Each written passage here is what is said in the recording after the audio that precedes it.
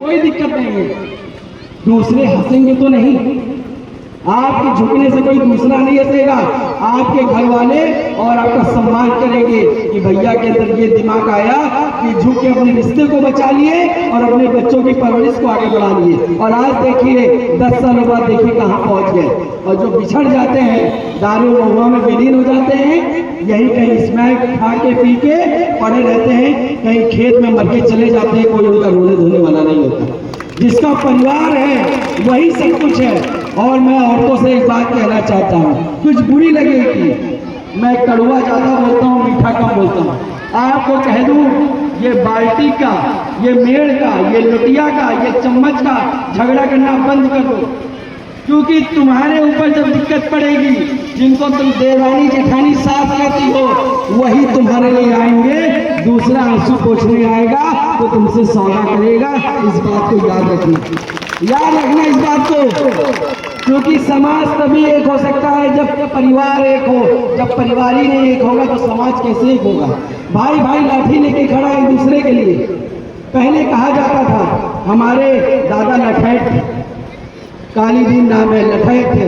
तो हमारे यहाँ जब लड़के पैदा होते थे तो लोग कहते थे भैया हमारे घर में लाठी पैदा हुई। लाठी, तुम्हें घर में कै लाठी? भैया हमारे घर में 4 लाठी। आज का है, हम कह सकते हैं हमारे घर में लाठी पैदा हुई, वही लाठी दूसरे के भाई का रक्त बहा रहे हैं। ऐसी लाठी का क्या करेंगे? ठीक है, नहीं बनती, अलग अलग खाना रसोई कर ले, लेकिन दिलों से दूरी मत रखो। क्योंकि जब विपत्ति आएगी तुम्हारा भाई खड़ा होगा। इतनी बड़ी बात ना कर दो कि वो तुम्हारे लिए खड़ा ना हो सके या तुम उससे मदद ना मांग सको। बहुत दूर की बात कर रहा हूँ। छोटी छोटी चीज़ों से ही बड़ी चीज़ें बनती है। जब तक निम्न स्तर का सुधार नहीं होगा, समाज ऊपर बन नहीं सकता, बढ़ नहीं सकता, कुछ नहीं हो सकता। मेरे भाषण पे तालियां पीटने से काम नहीं चलेगा। मेरी बातों को याद रखना और अपने बच्चों को शिक्षित करने का काम प्रथम अगर अध्यापिका होती है तो वो माता होती है। आपको अपने बच्चों को शिक्षित करना है। नहीं स्कूल जा रहा है, हम भी छोटे थे, किसी का स्कूल जाने में मन नहीं लगता। बहुत कम लोग बाबा साहेब की बुद्धि के होते हैं। अधिकतर तो लड़के पढ़ाई से जी चुराते हैं। तो आप उसकी माँ हो। क्या हो आप उसकी? आप उसकी माँ हो। आपने उसको पैदा किया, तुमसे हट ही नहीं हो सकता। वो अगर जी चुरा रहा है पढ़ाई करने के लिए तो उसको दे औजार खुरपा के दे, जाओ पेड़ निरा हो जाएंगे या फिर सरसों कोनो या जाके खेत में पानी लगाओ जाए। उनका रहाइश ना लिए दियो। 2 दिन बाद उनका अपन विद्यालय नजर आई कि कम से कम 4 घंटा बैठे तो मिला थे, या तो धूप उनका लग रहा मार डरिए। तो सिस्टम बनाइए, क्योंकि यही लड़का 15 साल बाद दूसरों की थैलिया में धक्का लगाकर, किसी के खेत में यूरिया डीएपी डालकर, छोटे छोटे काम करके 50-70 रुपए लेकर के दारू महुआ पी के पड़ा रहेगा। जिसकी जिम्मेदार वो बच्चा नहीं है, जिसकी जिम्मेदार तुम बनोगे। इसलिए अपने बच्चों को पढ़ाने पे ध्यान दो, बहुत ज़्यादा जरूरी है। और साथियों, आपको यही कहेंगे कि आप तलवारबाज घुड़सवार थे।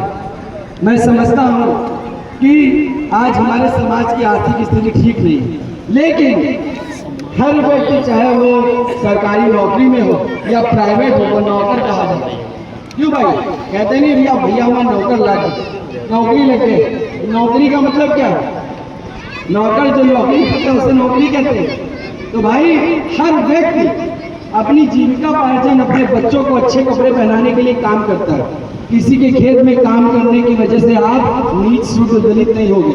इस बात को दिमाग में रख लीजिए। हर व्यक्ति काम कर रहा है अपने बच्चे पालने के लिए। शिक्षित बनिए, संगठित रहिए। और ये बाबा साहेब की लाइनें हैं, शिक्षित रहिए, संगठित रहिए। लेकिन इसमें एक बारीक चीज़ है जो हमारे लोग भूल जाते हैं।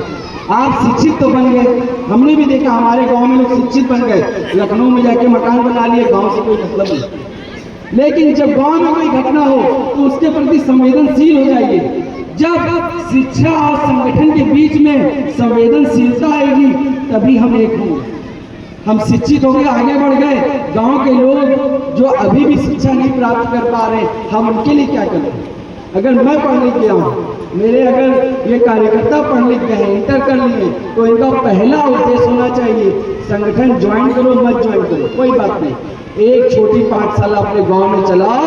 और मैं यहाँ के ब्लॉक अध्यक्ष से ये कहना चाहता हूँ और आदेशित करना चाहता हूँ कि आप एक छोटी सी पेटी बनाएं, जिसमें 50-100 रुपए अपने गांव के सम्मानित लोगों से हर महीना ले, और गांव के ही किसी युवती या युवक को खड़ा करे पढ़ाने के लिए, उसको 1,500-2 हज़ार रुपए मानदेय भी दे, ब्लैक बोर्ड और बाकी सुविधा हमारी रहेगी। जितने बच्चे सरकारी स्कूल में पढ़ रहे हैं या पढ़ने नहीं जाते हैं, उनको शिक्षा का प्रबंध करना है, तभी समाज आगे बढ़ेगा, बाकी किसी भी तरह का समाज आगे बढ़ेगा। क्योंकि 15 साल बाद जो लड़के CMS में अच्छे स्कूलों में पढ़ रहे हैं, हमारे बच्चे उनका टक्कर नहीं ले सकते। कैसे लेंगे भाई? जब तक वो शिक्षित नहीं होंगे, वो स्टैंडर्ड नहीं मिलेगा, वो नहीं ले सकते। इसीलिए शिक्षा बहुत जरूरी है। तो मेरी इस बात को आप ध्यान दीजिएगा, और इसमें संगठन के लोग आपका साथ देंगे। थोड़ा बहुत 19-20 होगा तो हम देखेंगे, लेकिन अगले महीने से इस गांव में एक छोटी सी पाठशाला शुरू करना बहुत जरूरी है। तो साथियों, बहुत बहुत धन्यवाद, और बहुत अच्छा लगा, बहुत अच्छी एनर्जी आपके गांव में है, और नन्हे नन्हे बच्चे और बूढ़े लोग और जवान लोग ने मेरी इतनी बात को सुना, जिसके लिए मैं साहब आपको बहुत बहुत धन्यवाद अर्पित करता हूं। और अगली बार आपके गांव में आऊंगा तो हो सकता है कोचिंग में पढ़ने वाले बच्चों के साथ में बातचीत की जाएगी, और समाज को आगे बढ़ाने के लिए आप लोगों से डिस्कशन होगा कि किस तरह हम बेहतर तरीके से अपने समाज को आगे बढ़ा सकते हैं। बहुत बहुत धन्यवाद। एक नारा हो जाए हमारे